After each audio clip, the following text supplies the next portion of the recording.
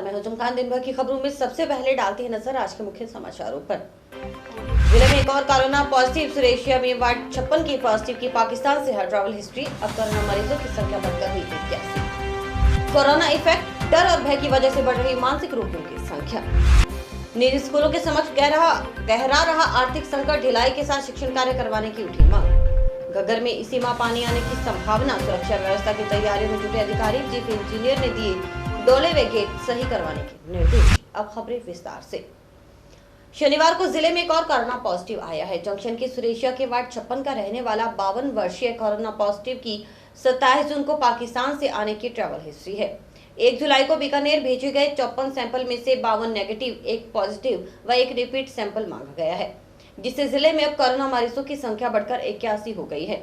वहीं जिले में कोरोना सैंपलिंग का कार्य तेजी से चल रहा है। अब तक 8,838 केसों की सैंपलिंग हो चुकी है, जिसमें से 81 केस पॉजिटिव मिले हैं, जबकि बाकी केस नेगेटिव आए हैं।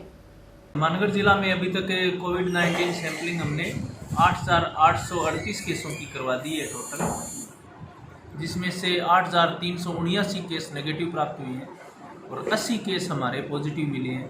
26 रिपीट सैंपल पॉजिटिव मिले हैं। उसके अलावा हमारे 299 सैंपल कल करवाए थे हमने, जिसकी रिपोर्ट पेंडिंग है, और 1 तारीख की 54 सैंपलों की रिपोर्ट पेंडिंग है और कंप्लीट हमारा काम चल रहा है। आज को शाम को करवाए जाएंगे और बाकी सैंपल। वैश्विक महामारी कोरोना का एक और इफेक्ट सामने आया है। दरअसल कोरोना आने के बाद लोग नियमों को लेकर सतर्क तो हुए हैं, लेकिन बड़ी बात यह भी है कि भागती दौड़ती जिंदगी में अचानक लगे इस ब्रेक और कोरोना वायरस के डर ने लोगों को मानसिक स्वास्थ्य पर प्रभाव डालना शुरू कर दिया है। इस बीच चिंता, डर, अकेलेपन और अनिश्चितता का माहौल बन गया है और लोग दिन रात इससे जूझ रहे हैं। इसी का कारण है कि अब मानसिक रोगियों में इजाफा हो रहा है। हालात ये है कि टाउन के सबसे बड़े जिला अस्पताल में प्रतिदिन 1 से 2 रोगी ऐसे आ रहे हैं। इनमें ऐसे रोगी अधिक हैं जो यह सोचते हैं कि हमें कोरोना हो जाएगा। देखिए पूरी रिपोर्ट। कोरोना आने के बाद मनोरोगियों की संख्या में भी इजाफा हुआ है। दरअसल इसका कारण डर बताया जा रहा है। आम आदमी में यह डर है कि कहीं उसे तो कोरोना नहीं। हालात यह है कि जिला अस्पताल में हर दिन 1 से 2 मानसिक रोगी आ रहे हैं, जिनकी समस्या ये है कि उन्हें कोरोना तो नहीं हो जाएगा। वे डॉक्टर से सलाह के साथ दवाएं भी ले रहे हैं। मानसिकता में बदलाव के क्या लक्षण लोगों में आ रहे हैं, इसे लेकर जब स्काई न्यूज ने जिला अस्पताल के मानसिक रोग विशेषज्ञ डॉक्टर ओपी सोलंकी से बात की तो उन्होंने इनकी कई वजह बताई। आप भी खुद सुनिए। हाँ जी, जैसे कि सभी को विदित है कि इन दिनों जो कोरोना विश्वव्यापी महामारी फैली हुई है, उसके बाद से देखने में आया है कि काफ़ी लोगों को की मनोस्थिति खराब हुई है, जिसकी वजह से मानसिक रोगियों की संख्या बढ़ी है। क्योंकि इसमें क्या होता है कि जो मन में जो उनकी चिंता है, जो पैनिक जो है, वो धीरे धीरे बढ़ने लग जाता है, जिसके कारण से काफ़ी संख्या में ओवरऑल पेशेंट तो कम है फिलहाल, पर जो भी मानसिक रोगी हैं वो कहीं न कहीं कोरोना की वजह से, कोरोना के लक्षणों को चिंतित होकर उनके मन में भय पैदा हुआ है। उसकी वजह से उनमें एंजाइटी के सिम्टम ज़्यादा आ रहे हैं, कुछ एक में डिप्रेशन के सिम्टम ज़्यादा हैं, कुछ एक में कोरोना को लेके काफ़ी भयंकर सुसाइडल टेंडेंसी डेवलप हो गई है। फिर उनको लगता है कि हमें खांसी है, जुकाम है, सब कुछ है, कोरोना हो ही गया है। कुछ को लगता है कि कोरोना हो जाएगा, तो जो हो जाएगा वो वाले पेशेंट हमारे पास ज़्यादा है। डॉक्टरों का कहना है कि ऐसी स्थिति में दुख, तनाव, भ्रम, डर और गुस्सा महसूस करना सामान्य है। इसलिए जिन पर विश्वास करते हैं उनसे बात करने से मदद मिल सकती है। दोस्तों और परिवार के संपर्क में रहें। हेल्दी लाइफस्टाइल अपनाई जा सकती है। अच्छी डाइट, पर्याप्त नींद और रोजाना एक्सरसाइज बहुत जरूरी है। स्मोकिंग, शराब या अन्य ड्रग्स को सहारा नहीं बनाना चाहिए। अगर भावनात्मक उथल पुथल से जूझ रहे हैं तो किसी स्वास्थ्य कार्यकर्ता या काउंसलर से संपर्क किया जा सकता है। सुनिए क्या बोले डॉक्टर्स। लगता है किसी व्यक्ति को लगता है कि मेरे मन में बिना मतलब के फालतू के विचार आ रहे हैं कोरोना बीमारी को लेके, तो वो निसंकोच किसी भी नज़दीकी परामर्श दे सकता है, नज़दीकी मनोचिकित्सक से परामर्श दे सकते हैं, ताकि वक्त रहते कंडीशन को खराब होने से हम बचा सकें। इसमें क्या करें सर? इसके लिए ये है कि कुछ सावधानियाँ हैं जो सरकार ने सभी को बता रखा है। जैसे किसी चीज़ों को बार बार न छुएं, सोशल डिस्टेंसिंग रखें, मास्क रखें चेहरे पे, सैनिटाइज रखें हाथों को, स्पेस को, जगह को जहाँ पे आप बार बार यूज़ कर रहे होते हैं। तो इन सब चीज़ों को आप रेगुलरली करते रहेंगे तो निसंकोच आप खुद को बचाएंगे, बल्कि अपने परिवार को बचाएंगे। यदि आपको हो गया तो आपसे रिलेटेड जितने भी आपके परिवार के सदस्य हैं सबको होगा। और मानसिक बीमारी एक ऐसी बीमारी है जो विचारों की बीमारी है, ज़्यादातर जो दिमाग में जो विचार आएंगे उल्टी चीज़ें उसकी है। तो कोरोना में जो बार बार हाथ धोना, बार बार विचार आप नहीं सचेजते हैं, तो कोरोना की वजह से मानसिक तनाव गंभीर परिणाम दे। तो इसलिए मेरा ये सभी से ये निवेदन है कि यदि आपको लगता है कि आप परेशान चल रहे हैं कोरोना को लेके, तो नज़दीकी मनोचिकित्सक से अवश्य परामर्श करें। कोरोना के चलते बंद पड़े निजी स्कूलों के समक्ष आर्थिक संकट गहराने लगा है। ऐसे में अब स्कूल संचालकों ने सरकार से नई गाइडलाइन जारी कर स्कूलों को खोलने या फिर नियमानुसार पढ़ाई करवाने की मांग उठाई है। अनलॉक 2 में भी स्कूलों को खोलने की रियायत नहीं दी गई है। ऐसे में पिछले 4 माह से स्कूल बंद होने के कारण स्कूलों की आर्थिक स्थिति खराब होती जा रही है। हालात ये है कि स्कूल में पढ़ाने वाले शिक्षक अब यह पेशा छोड़कर दूसरा रोजगार ढूंढ रहे हैं। वहीं अभिभावक फीस नहीं दे रहे। ऐसे में अब शिक्षकों ने सरकार से गाइडलाइन के अनुसार स्कूलों में पढ़ाने की अनुमति देने की मांग की है। वहीं शिक्षकों का यह भी मानना है कि ऑनलाइन पढ़ाई को लेकर सरकार ने गाइडलाइन जारी की है, लेकिन सभी बच्चे ऑनलाइन पढ़ाई नहीं कर पाते। इसलिए स्कूलों को ढिलाई देकर स्कूलों में शिक्षण कार्य शुरू करवाने की इजाजत देने की मांग की गई है। अनलॉक 2 चल रहा है। शिक्षा के क्षेत्र में जो स्कूल शिक्षा दे रहे थे, स्कूलों की आर्थिक स्थिति उससे बहुत ज़्यादा खराब हुई है। और स्थिति ये है कि हमारे बहुत से लोग तंग आकर 4 महीने से उनके पास कोई काम नहीं, क्योंकि पेरेंट्स हैं वो फीस नहीं दे रहे। सरकार के आदेश भी इस तरह के आए, उनके दिमाग में ये बात आ गई कि फीस जो है माफ़ हो जाएगी, लेकिन ऐसा नहीं। उससे परेशान होकर हमारे बहुत से साथियों ने अपने व्यवसाय भी कुछ चेंज किए। जो लोग अच्छा ज्ञानोपार्जन कर रहे थे, लोगों को शिक्षा दे रहे थे, उनका दूसरे क्षेत्र में जाना इस बात का द्योतक है कि आर्थिक हालात विद्यालयों के सही नहीं। अगर ऐसा चलता रहा तो मध्यम वर्ग की संस्थाएं बिल्कुल बंद के कगार पर पहुंच जाएंगी। अब हमें सरकार से चाहते हैं कि जो विद्यालयों का संचालन सही ढंग से कराया जाए। जैसे कि वो उद्योग धंधे शुरू किए, हमको भी एक गाइडलाइन जारी की जाए। हम लोग उसी गाइडलाइन के अनुसार विद्यालयों का संचालन करेंगे, जिससे कि बच्चे जो हैं स्कूल की तरफ थोड़ा आएँ। तो हमारा भी जो काम है, बच्चों की पढ़ाई भी है। ऑनलाइन पढ़ाई हमारे देश में कामयाब अभी तक नहीं है, क्योंकि गरीब परिवार, मध्यम परिवार के लोगों के पास नेट की समस्या है, अच्छे मोबाइल की समस्या है, इसलिए वो पढ़ाई संभव नहीं है। 5 महीने से बच्चे घर पर बैठे हैं, उनके भी समस्या है, अभिभावक के सामने भी समस्या है। तो सरकार से हमारी ये डिमांड है कि स्कूल खोले जाने चाहिए, एक गाइडलाइन दें और स्कूलों को विधिवत शुरू करें।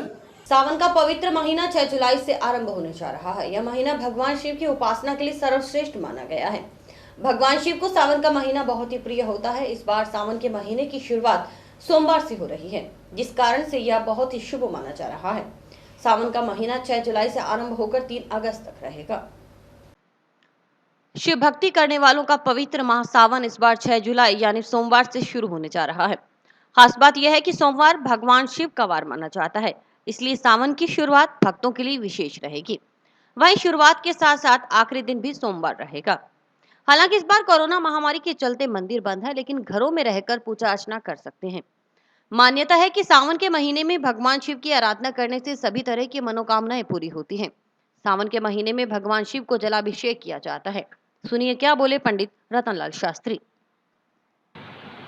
जुलाई से सोमवार से प्रारंभ होगा और इस श्रावण मास में विशेषता ये है कि इस महीने श्रावण में 5 सोमवार हैं। पहला सोमवार जो है 6 तारीख का है, 6 जुलाई का। दूसरा सोमवार 13 जुलाई का है। तीसरा सोमवार जो है 20 जुलाई का है।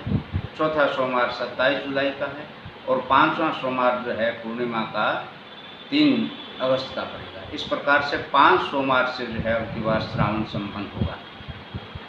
यह श्रावण विशेष है और साथ में हमारे पूरे विश्व में ही कोरोना महामारी का जो है प्रकोप चल रहा है, इसलिए सामान्यतः सभी देवालय जो हैं वो बंद ही हैं। इसलिए शिव भक्तों के लिए ये भी एक बड़ा भारी संकट है। लेकिन शिव भक्त जो हैं वो बड़ी सावधानी से और बड़े धैर्य से अपने भगवान शिव को प्रसन्न करने के लिए अपने विधि अनुसार, जो नियम अनुसार घर में रह कर के भी भगवान शिव की उपासना कर सकते हैं और उनके करने की विधि है। भगवान शिव को घर में भी जो है पूजा की जा सकती है। अब की बार जो है कावड़ भी भगवान को नहीं चढ़ पाएगी, अमरनाथ यात्रा भी अब की बार नहीं हो पाएगी। बहुत सी यात्राएं जो हैं, लगभग सभी यात्राएं, सभी तीर्थों का गमन जो है अब की बार निषेध हो गया है, प्रतिबंधित हो गया है कोरोना महामारी को लेकर के। इसलिए भक्तों को अपनी भक्ति भी करनी है और भक्ति के साथ साथ जो है कोरोना महामारी से जो है बचना भी है और सब लोगों को बचाने का प्रयास भी करना है। इसलिए हमें अपने घरों में भी भगवान शिव की उपासना करनी है। उपासना कैसे करनी है, ये बड़ी सावधानी से हमें इसका उपाय करना है और सावधानी से ये करना है। हमें भगवान शिव को घर में ही कच्चा दूध, दही, घी, शहद और शक्कर मिलाकर के पंचामृत बनाना है एक कटोरी में, और उस पंचामृत से भगवान शिव को स्नान करना है। मानसून का दौर शुरू होते ही घग्गर नदी के डौलों को मजबूत करने का कार्य शुरू हो गया है। घग्गर व नाली बैंड में बने अवैध बंधों को जल संसाधन विभाग की ओर से हटवाया जा रहा है। इसके साथ ही नाली बैंड में क्रिटिकल पॉइंट को चिन्हित भी किया जा रहा है ताकि घग्गर में पानी आने पर कोई खतरे का अंदेशा न रहे। घग्गर बाढ़ नियंत्रण खंड में इस बार वायरलेस सिस्टम स्थापित किया गया है। जानकारी के अनुसार गत वर्ष जुलाई माह में घग्गर नदी में पानी आ गया था। इस बार भी जुलाई में ही पानी आने की संभावना जताई जा रही है। इसी को देखते हुए जल संसाधन विभाग द्वारा डोलों को मजबूती का कार्य शुरू कर दिया गया है। इसके साथ ही मिट्टी से थैले भी भरवाए जा रहे हैं। हिमाचल में मानसून दस्तक दे चुका है। घग्गर नदी हिमाचल की शिवालिक की पहाड़ियों से निकलती है। पंजाब में अधिक बरसात होने पर भी घग्गर में पानी छोड़ा जाता है। गत वर्ष घग्गर में 10,100 क्यूसेक पानी आया था। नाली बैंड में 5,000 क्यूसेक पानी छोड़ा गया। नाली बैंड की क्षमता भी 5,000 क्यूसेक ही है। इससे ज्यादा पानी छोड़ना खतरे से खाली नहीं। विभागीय अधिकारियों के अनुसार इस बार मानसून सामान्य रहने की संभावना है। ऐसे में घग्गर नदी में पानी अवश्य आएगा। इसी के दृष्टिगत तैयारियां शुरू कर दी गई हैं। घग्गर बाढ़ नियंत्रण खंड कार्यालय से बनाए गए कंट्रोल रूम में वायरलेस सिस्टम भी स्थापित किया गया है ताकि घग्गर में पानी की आवक की तुरंत जानकारी मिल सके। नाली बैंड में पानी प्रवाहित करने की क्षमता 5,000 क्यूसेक है। इससे ज्यादा पानी छोड़ने पर कई जगह डोले टूटने का अंदेशा रहता है। 19 वर्षों में मात्र 5 बार ही नाली बैंड में 5,000 क्यूसेक पानी छोड़ा गया। गत वर्ष भी जुलाई माह में घग्गर में ज्यादा पानी की आवक होने पर नाली बैंड में 5,000 क्यूसेक पानी छोड़ा गया था। इससे पूर्व वर्ष 2000, 2001, 2004 और 2010 में नाली बैंड में 5,000 क्यूसेक पानी ही चलाया गया था। 2010 के बाद 2019 में जुलाई माह में 5,000 क्यूसेक पानी चलाया गया। अगस्त माह में 4500 क्यूसेक पानी नाली बैंड में चलाया गया। अन्य वर्षों में औसतन 2,500-3 हजार क्यूसेक पानी छोड़ा गया। गत वर्ष जुलाई में 5,000 और अगस्त में 4500 क्यूसेक पानी चलाने से नाली बैंड के अंतिम छोर के किसानों को भी लाभ हुआ था। गत वर्ष घग्गर में 2 बार पानी की आवक हुई थी। आमतौर पर अगस्त या सितंबर में पानी की आवक होती है। गत वर्ष जुलाई में पानी की आवक शुरू हो गई थी। अधिकतम 10,100 क्यूसेक पानी की आवक हुई थी। इसके बाद अगस्त माह में भी 10,000 क्यूसेक पानी आया था। इस बार जुलाई में ही पानी की आवक हो सकती है। जीएन राजेश भांबू ने बताया कि पानी की आवक को ध्यान में रखकर ही तैयारियां की जा रही हैं। कंट्रोल रूम में वायरलेस सिस्टम स्थापित किया गया है। जंडावाली के चक 7 JZW के मजदूरों के जॉब कार्ड पक्कासाना ग्राम पंचायत में ट्रांसफर हो जाने की वजह से महिला मनरेगा मजदूरों को काम के लाले पड़े हैं। जॉब कार्ड वापस झंडावाली में लाने और काम दिलवाने की मांग को लेकर शनिवार को सैकड़ों महिला मजदूरों ने कलेक्टर को ज्ञापन दिया। ग्राम पंचायत झंडावाली में मनरेगा महिला मजदूरों को इन दिनों काम के लिए चक्कर काटने पड़ रहे हैं। हुआ ऐसा कि ग्राम पंचायत झंडावाली के चक 7 JW के 120 जॉब कार्ड गांव पक्कासाना में चले गए। इस वजह से संबंधित पंचायत में इन मजदूरों के नाम अब सूची में नहीं है। ऐसे में काम नहीं मिलने से इन परिवारों के समक्ष आर्थिक संकट आ गया है। शनिवार को मजदूर महिलाओं ने कलेक्टर से मिलकर गांव झंडावाली में ही इनके कार्ड बनाने और उन्हें काम देने की मांग उठाई। दरअसल यह समस्या इसलिए आई जब नई पंचायतों का गठन हुआ तो झंडावाली का यह चक पक्कासाना में चला गया। इस वजह से इनके जॉब कार्ड भी शिफ्ट हो गए। अब ये मजदूर कलेक्टर से काम दिलवाने के लिए पहुंचे। देखिए क्या बोली महिला मजदूर। काम कौन दे गरीब आदमी सारने गया हमारा कार्ड तो बटू तो हले ही करा सका मैं थोड़ी ला सका बटू। ठीक है। 4-4-15 साल की सारांगी और मारी कौन 15 साल हमारा नाम आवे ही कौन। ठीक है। तेन फिर क्या करा मैं तेन मारता आंग ताई पावरी सरपंच ने क्या सरपंच का भी चालो थार सागर चालो। ठीक है।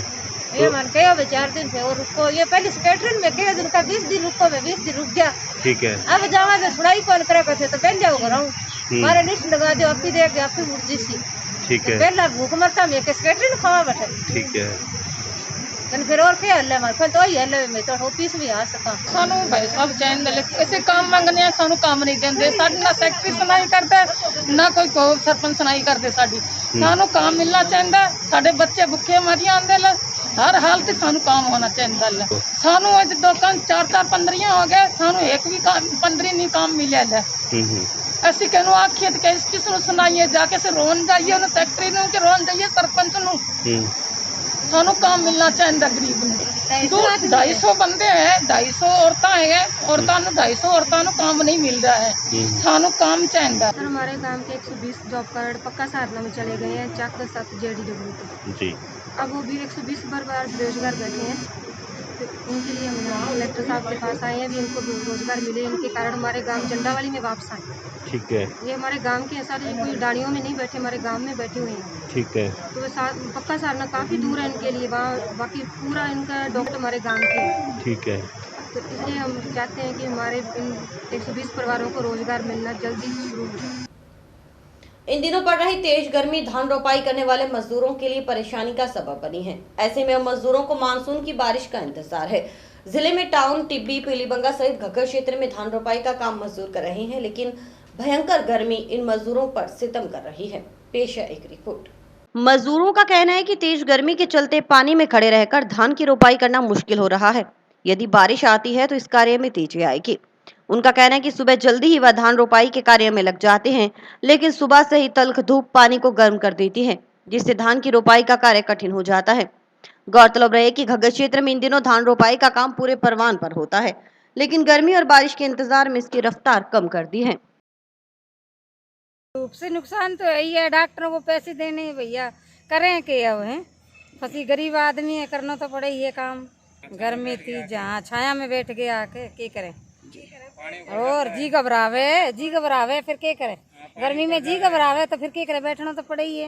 ये हम तो मजदूर लोग हैं, झोना लगाने आए हैं। अब गर्मी ज़्यादा हो रही है, पानी उगल जाता है, इसलिए छाँव में थोड़ा आराम कर करके आ रहे हैं। इससे पौधे भी बढ़ जाते हैं, तो पानी उगलता है, क्या करें। गर्मी बहुत पड़ रही है बहुत ज़्यादा, और पानी जैसे क्यारा भरते हैं, आज भरा कल सूख जाता है, पानी नहीं पूरा आ रहा है। गर्मी की वजह है ये। अभी धान लगा रहे हैं जी, धान की लगवाई चल रही है। समस्या बहुत है, गर्मी बहुत है। अब यहाँ खड़ा नहीं हुआ जाता, आपने खड़ा कर दिया तो जी। अरे जी 1 घंटा आधा घंटा लगा लिया, आधा घंटा बैठते हैं, आधा घंटा फिर कर लिया, फिर बैठ जाते हैं आधा घंटा। बारिश नहीं हो रही तो बहुत नुकसान है जी, बहुत ज़्यादा। जो धान की रोपाई कर रहे हैं उसमें धान मर रहा है जी, इसको दोबारा लगवाई करनी पड़ेगी। घरेलू झगड़े के चलते ससुराल पक्ष के लोगों ने एक युवक के पैरों पर थिनर डालकर आग लगा दी। इससे उस युवक के पैरों पर फफोले हो गए। शनिवार को परेशान युवक जंक्शन थाने में मुकदमा दर्ज करवाने पहुंचा तो पैर पर डाला हुआ कपड़ा उतारकर युवक ने सारी कहानी बताई। ये युवक गांव नवा का है। इसके पैर ज्वलनशील पदार्थ डालकर जला दिए गए। हालांकि अभी इसकी हालत ठीक है, लेकिन पैरों पर फफोले हो गए हैं, जिसकी पीड़ा असहनीय है। गांव नवा के युवक लक्ष्मण सिंह ने बताया कि उसकी पत्नी के साथ उसकी लड़ाई हुई। इसके बाद उसके पीहर पक्ष के लोग गांव कालीबंगा से उसके घर आ गए और उसके पैर जला दिए। इससे उसका साला और एक अन्य ने उनके पैरों पर थिनर डाल दिया। आसपास 2-3 लोगों ने उसका बीच बचाव किया। अब वह मुकदमा दर्ज करवाने आया है। गल कुछ नहीं जी, मियाँ बीबी का सीगा साडा झगड़ा। ठीक है। ते उस तो बाद वो मेरे सहुरे आए हैं। ठीक है। मेरा साला सीगा एक ਤੇ ਇੱਕ ਭਗਵੰਤ ਸਿੰਘ ਸੀਗਾ ਜੱਟ ਸਿੱਖਾਂ ਦਾ ਮੁੰਡਾ ਸੀ। ਠੀਕ ਹੈ। ਤੇ ਉਹਨਾਂ ਨੇ ਉਹ ਕਹਿੰਦੇ ਚੂੜੇ ਨੂੰ ਬਾਲ ਦੋ ਤੇ ਉਹਨਾਂ ਨੇ ਥਿੰਨਰ ਸਿੱਟਿਆ ਤੇ ਅੱਗ ਲਗਾ ਦੀ। ਹਾਂ, ਇੱਕ ਇਹ ਮੁੰਡਾ ਸੀਗਾ ਮੇਰੇ ਨਾਲ, ਇਹ ਭੱਜ ਕੇ ਆਏ ਆ। ਇਹ 2 ਹੋਰ ਸੀਗੇ ਮੁੰਡੇ, ਇੱਕ ਰਾਜਪੂਤਾਂ ਦਾ ਤੇ 2 ਰਾਜ ਸਿੱਖਾਂ ਦੇ। ਠੀਕ ਹੈ। ਇਹਨਾਂ ਨੇ ਆ ਕੇ ਅੱਗ ਬੁਝਾਈ। ਬਸ ਇਹ ਪਹਿਲਾਂ ਮੇਰੇ ਤੋਂ ਪਹਿਲਾਂ ਵੀ ਉੱਥੇ ਮੰਨ ਲਓ ਵੀ ਮੁਕੱਦਮਾ ਦਰਜ ਕੀਤਾ ਸੀਗਾ ਇਹਨਾਂ ਨੇ, ਕਹਿੰਦੇ ਵੀ ਇਹ ਦੇਖ ਇੱਧਰ ਵਾਲਾ ਪਾਉਂਦਾ ਵੀ मैं रैन बसेरे में मिले वृद्ध की अज्ञात लाश की 3 दिन बाद भी शिनाख्त नहीं हुई, जिसका अंतिम संस्कार करवा दिया गया है। टाउन नगर परिषद के रैन बसेरे में मिले अज्ञात शव की 3 दिन बाद पहचान नहीं होने पर शनिवार को पुलिस ने शव का पोस्टमार्टम करवा और अंतिम संस्कार करवा दिया। टाउन के रैन बसेरे में ठहरे हुए 80 वर्षीय वृद्ध की 3 दिन पहले मौत हो गई थी। पुलिस ने इसका शव टाउन के सरकारी अस्पताल की मोर्चरी में रखवाया था और शिनाख्त के प्रयास किए जा रहे थे, लेकिन इसकी पहचान नहीं हो पाई। हालांकि पुलिस ने बताया कि पहचान के लिए राजस्थान सहित पंजाब में भी सूचना प्रेषित की गई, लेकिन पहचान नहीं हो पाने के कारण शव का पोस्टमार्टम करवाकर अंतिम संस्कार करवा दिया गया। इस संबंध में नगर परिषद ने परिवाद दिया था, जिस आधार पर मर्ग भी दर्ज की गई है। अज्ञात लाश थी जो रैन बसेरा में ये ठहरा हुआ था नगर परिषद के उसमें बस स्टैंड टाउन पे, और बुढ़ा आदमी है, करीब 81 साल की उम्र है इसकी, लावारिस था ये। इसको फिर वो नगर परिषद द्वारा बीमार सा था ये, और इसकी मृत्यु हो गई किसी कारणवश बीमारी से। तो इसको यहाँ मोर्ची रूम सरकारी अस्पताल हनुमानगढ़ टाउन में रखवाया गया था। नगर परिषद के कर्मचारी द्वारा इसकी परिवाद पेश की थी, जिस पर मर्ग नंबर 15/2020 धारा 174 PSC दर्ज की गई थी, जिसको अब 72 घंटे होने जा रहे हैं। इसके बाद आज डॉक्टर साहब से इसका पोस्टमार्टम करवाया जा रहा है। इसकी 1 तारीख को ही मुस्तरी कराई गई थी समस्त राजस्थान यहाँ पंजाब में, और शनाख्त वास्ते, लेकिन शनाख्त नहीं हो सकी इसकी। अखबार में भी आया है, भी आज तक इसका कोई पता नहीं चला। बुजुर्ग था जिसके आज पोस्टमार्टम करवा रहे हैं, और अरुवंश द्वारा इसका अंतिम दाह संस्कार सम्मान के साथ किया जाए। संग्रह नगर पालिका की बैठक अध्यक्ष नथुराम स्वामी की अध्यक्षता में हुई। बैठक में नगर पालिका क्षेत्र की विभिन्न समस्याओं पर चर्चा करते हुए खूब हंगामा हुआ। हंगामेदार बैठक में 25 में से 20 पार्षद ही उपस्थित हुए। इस दौरान भूखंडों के पट्टों, सड़क निर्माण, कार्मिक पदोन्नति सहित वार्डों के विकास का मुद्दा छाया रहा। नगर पालिका मंडल की मीटिंग में जो प्रस्ताव आए हैं उनको मैं सूचीवार आपको निवेदन करना चाहता हूँ। नगर पालिका द्वारा जारी किए गए पट्टों की पुष्टि पर विचार है उन्हें पट्टों क्या दिक्कत कहाँ है? जो पट्टे अपने पहले जारी किए हैं वो नियमानुसार जारी किए हुए हैं, उनकी पुष्टि नगर पालिका मंडल करता है। इसलिए आपसे सहमति है सबकी। सूची है ये, अब आप चाहिए क्या आपको? हाँ चलो तो हम ठीक है ठीक है जी। सर्वसम्मति से प्रस्ताव पारित। सड़क निर्माण के लिए राजधान स्रोत से बदलता मकान, सड़क सोने के मकान से 10 के मकान तक, सुनील शर्मा के मकान से बैर सिंह के मकान तक 4 व 6 नंबर वार्ड में कार्य समिति अपनी बढ़ानी है। सर्वसम्मति से पारित। अब आगे की संलग्न सूची अनुसार कार्मिकों के पदोन्नति पर विचार। इसमें मैं आपसे निवेदन करूं, इन कर्मचारियों को प्रमोशन करने के लिए एजेंडा रखा गया है। सत्यनारायण स्वामी सहायक प्रशासन अधिकारी, स्वास्थ्य चंद्र सब नाकेदार, ज्ञान प्रकाश की पूरी एक लिस्ट है जो आपके पास आई हुई है। ठीक है, सत्यनारायण स्वामी जी के प्रकरण में मैं आपसे निवेदन करूं, अपने 2017 में एक प्रस्ताव पास किया था इनका प्रमोशन करने का। ठीक है, उसको सरकार ने, ऑडिट टीम ने गलत मानते हुए आक्षेप लगाया हुआ है। ये इसका पेपर है। ये लास्ट मीटिंग है, कोई भी जीतना, कोई भी जीतना, ये ईमानदार आदमी का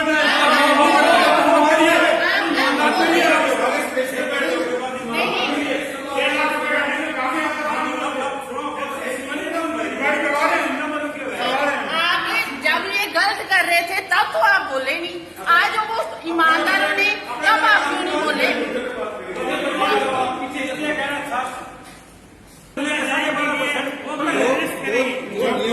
देखो 3 महीने से काम बंद है सब जगह। उस दौरान यदि आप कोई चिट्ठी देते हो तो वो पहली बात कोई मायने नहीं। बाकी इनको मैंने जवाब दिया, विकास कार्य की फोटो दी और ये पत्ते को मेरे दिए, मैंने तो पब्लिक को देखी, नुकसान पब्लिक का हो रहा, मेरा नहीं हो रहा। मैं फ्री हूँ, मेरी 12% जमीन इनके पास प्लस है, मेरे पास मेरे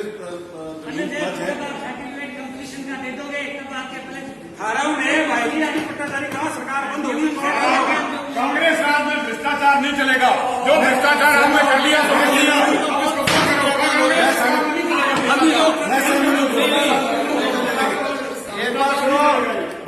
एक बात सुनो, ये व्यक्ति कहता है कांग्रेस का मैं आज मानूं कल मानूं, ठीक है, मैं कोर्ट के आदेश से ही आ रहा हुआ हूँ और मेरे को कोई लेन नहीं है।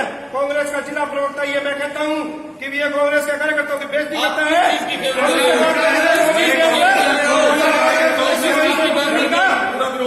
ठीक है, ये कहता है कि मंडल बोर्ड के जो सदस्य है वो कुछ नहीं है। एक मिनट यार, लास्ट मीटिंग है अपनी ये। सुन तो लो यार, सुनते नहीं आप लोग। लास्ट मीटिंग है, 5-6 मीटिंग और होनी है अभी तो। अरे मैं कहता हूँ लेकिन इस तरह के यहाँ से आप अनुभव मत लेके जाओ कि कहीं उन्हें दोबारा भी आना है यहाँ। एक दूसरे के अपने मंडी में रहते हैं, एक दूसरे के मुंह में तेल लग रहा है।